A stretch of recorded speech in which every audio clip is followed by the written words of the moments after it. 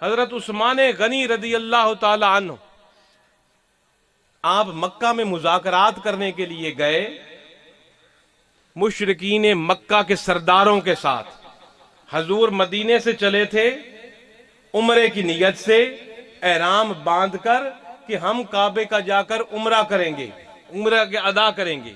انہوں نے مکہ سے پہلے روک لیا اور کہنے لگے کہ ہم مسلمانوں کو مکہ میں نہیں آنے دیں گے، عمرہ نہیں کرنے دیں گے.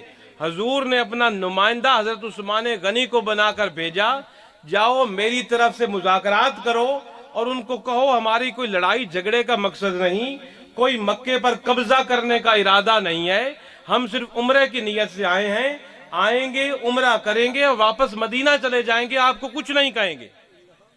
انہوں نے مذاکرات کیے، وہ رضامند نہیں ہوئے. انہوں نے کہا نہیں جی آپ واپس جائیں گے مدینہ بغیر عمرے کے اور کعبے کے طواف کے. ایک مشرک نے کھڑے ہو کر، حضرت عثمان غنی بہت بڑے رئیس تھے، بہت بڑے سردار تھے، اموی خاندان سے آپ کا تعلق تھا.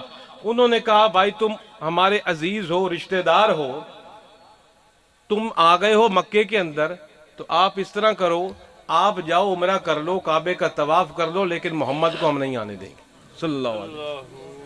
حضرت عثمان غنی نے جواب پتہ ہے کیا دیا؟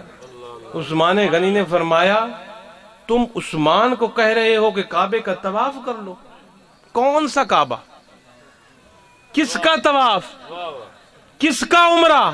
میرے لیے کعبہ تب کعبہ بنے گا آگے میرا رسول ہوگا، آگے میرا رسول ہوگا، اس کی اتباع میں میں چلوں گا اور عمرہ ہوگا اور کعبے کا طواف ہوگا. آپ بغیر کعبے کا طواف کیے، بغیر عمرہ کیے واپس آ گئے. یہ صحابہ کا عقیدہ ہے.